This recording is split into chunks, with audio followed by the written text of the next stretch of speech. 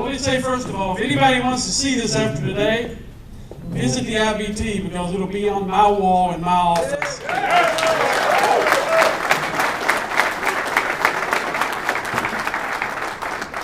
I got up at 4 o'clock this morning for the ride up here. And by the way, let me introduce Leah Ford, she does double duty as I do. She is the Chief of Staff for the General Secretary Treasurer's Office, and she is Assistant Package Director. And by the way, Leah was with Sean and I during that marathon session to get your jobs back. First of all, I know that you've already been recognized, but I got to tell you, I think we all, people endure a lot of pain worrying about whether they're going to have a job or not. You know, when we visited that building the evening before we went to the meeting for negotiations to try to get people's jobs back, we came over and spent a few hours in the building. And I listened to stories, much like I just heard, about people concerned about, their daughter saying, do I have a job? People were talking, I heard all sorts of stories. Somebody said to me, I used to talk to my wife all the way home in the evenings. She didn't even want to talk to me. She's so upset with me. Others said, we're looking for somewhere to move to that's a lower cost of living. People were so, our members were so concerned about their jobs that people were actually getting physically sick. And so when we left there, we talked about it and we said, I don't care what it takes, come hell or high water, we're going to get these guys jobs back.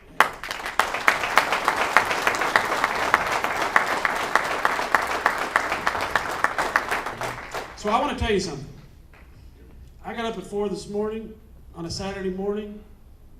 I could not be happier than to be here with you folks. And I think it's wonderful that the other senators have come to show the kind of support for the people that got fired.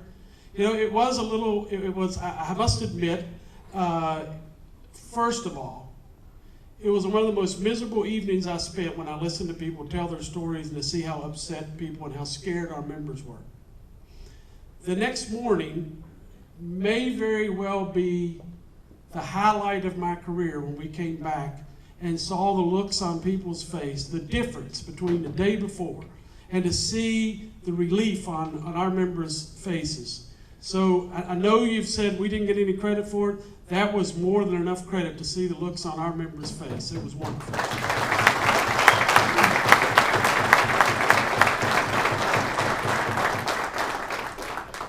Now, I'm going to tell you something. First of all, let me be clear about something. I have tried very hard to be as supportive with your leadership as I can be and to try to work with them. And that has been for the length of time that they've been in office. But I also have to say, I draw the line when somebody puts their own career above that of our members. That is too far. That I can't tolerate.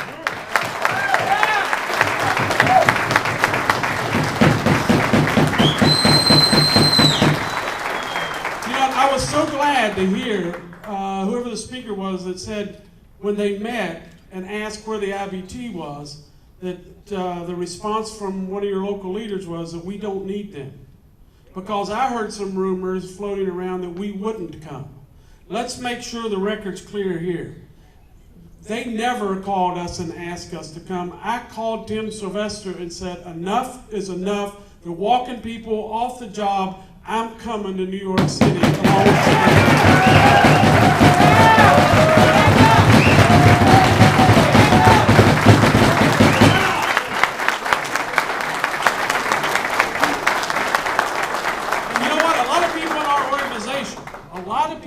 a lot of people said to me, you have got to be out of your mind to get involved in this mess. They knew what was going to happen. They already had done it before. They had a prior arbitration that warned the local that if this happens again, people will get fired. This is a no-win situation for you. Why would you get involved in it? Because it could hurt you politically. And my answer then and my answer now, I have no halos and don't claim to have. But one thing that I will tell you for certain, My answer to them was, if me getting reelected or 250 long, hard-working Teamsters losing their job is the question, I'd rather not get reelected. And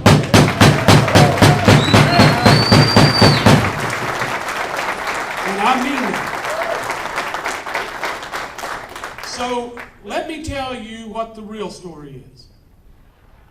Because I am sick and tired of hearing this revisionist history that I've been reading a lot about.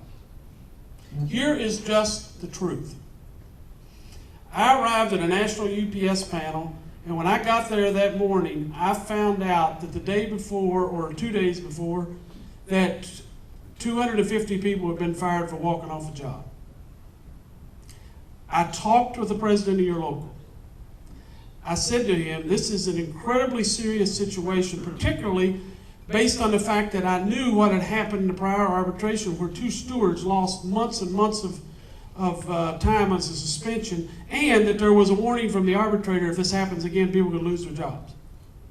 And so my suggestion was, keep this low key, give me a chance, don't do anything crazy, let me go to the company and see if I can help you to get this fixed. And he said, fine. I got back from the panel. Before I got home, or back to the IBT, I learned that there was all these activities going on, and I called and said, I thought I asked you to keep this low key. The more you do, the more determined UPS is going to be. At least give me a chance to try to resolve this, to help you resolve this, before we have people getting walked off the job. That didn't work out. Now, I'm not critical of doing petitions. I'm not critical of getting politicians involved. But in this situation, when we knew what was going to happen, when you know what the contract says, and when you know what a prior arbitration is, the first thing you need to do is try to work this out and get our members out of the middle of this fray. But that's not what happened here. And so it continued to go on, and it continued to be more and more, to the point, I talked with UPS, they said, we're willing to sit down and meet.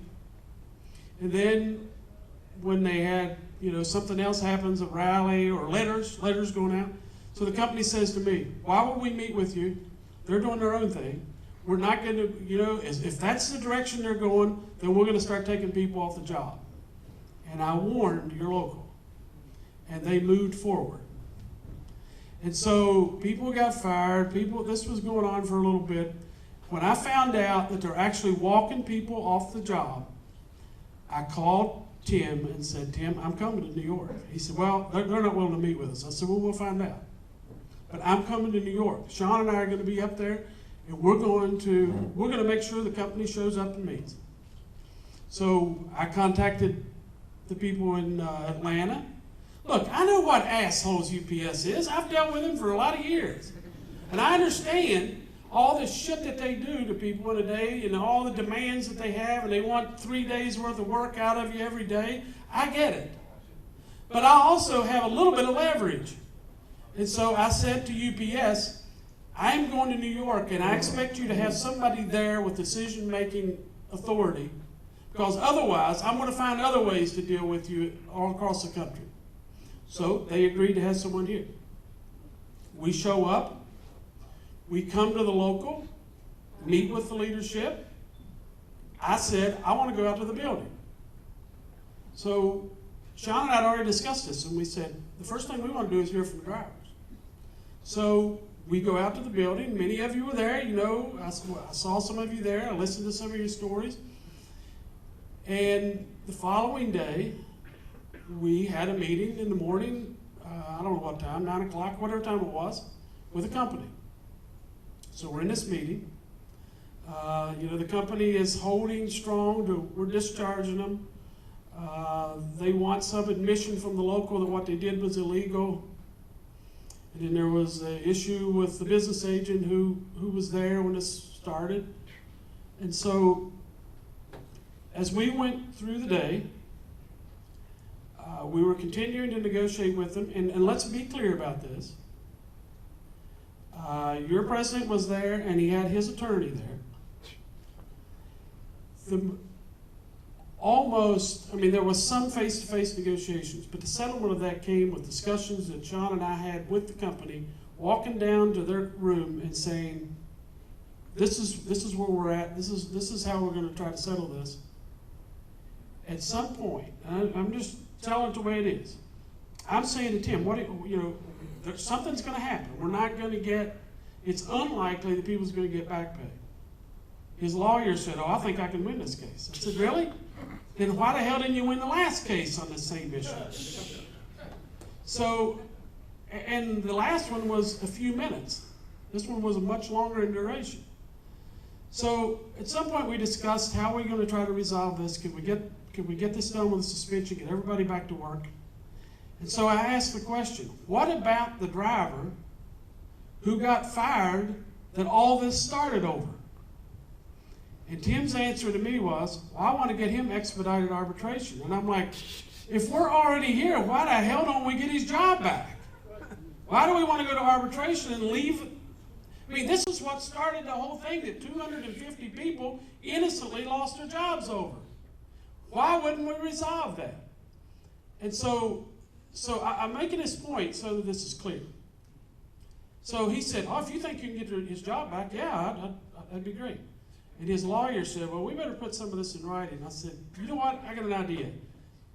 You worry about writing up a settlement. I'll worry about getting him back to work. And so the lawyer said, well, with all due respect to your, you seem very confident, but I think we should put something in writing here right now and make a proposal. At that point, I said to Tim, you need to make a choice. Do you want him to try to finish this negotiations, or do you want Sean and I to do it? He said, oh, I don't want you to leave. I want you to stay here. So at some point late that evening, we got to resolution. And the people, part of that resolution was that everybody goes back to work, the 2-week suspension. The local paid UPS. This was their agreement. This is the part he did negotiate. The local paid UPS $250,000 in damages.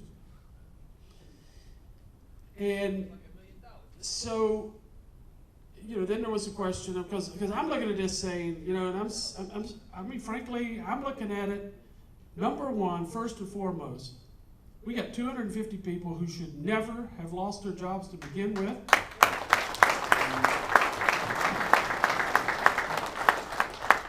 And if me or anybody else in this union uses our members as pawns to bolster our political career, we need to get the hell out of this business.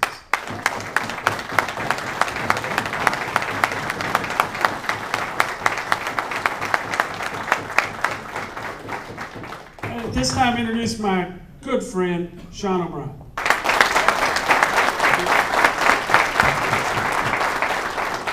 First and foremost, I want to thank everybody for this opportunity, allowing us to come here and basically just show you that, to Ken's point, it's our people, it's our members before politics.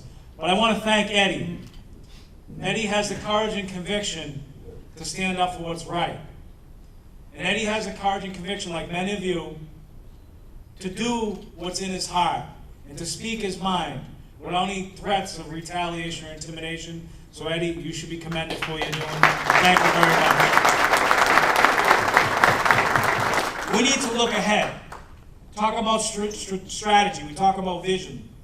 We need to look ahead. And forget the politics of the local. Let's look ahead at the Teamsters Union as a whole. We need to look ahead, and I want to be able to make sure that there's a 5th, 6th, 7th generation. But more importantly, we want to make sure that their leaders around the country, whether it's 804, Local 25, 175, West Virginia, that understand what it is to be a Teamster. Understand the core values of why we enjoy the conditions we enjoy, why we have pensions that we're able to retire on, and maintain our current lifestyle living while we're working. But the reality is we need to make sure as a whole, as a trade union, that we cultivate the next generation. We instill in them the values and the core beliefs that we have and that you have the ability to cultivate. I would say to you on Monday, when you walk into UPS, whether it's Nassau, whether it's 43rd Street, whether it's Maspeth, you look at the guys that are 35 years and younger, and you don't push them to the side because we're all salty, we've been doing this job 25 years. You bring them in and explain to them why you're a Teamster, why you pay $84 a month, why you have a pension, why you have health care, why you have annual raises. And that's not because of one guy that's claiming victory all over the country for his own personal agenda. That's because of guys like Ken Hall. That's because of guys that have fought in the trenches for 30 plus years so that we can enjoy the conditions that we have today. But we have to have a vision. We have to have a strategy to carry this thing on.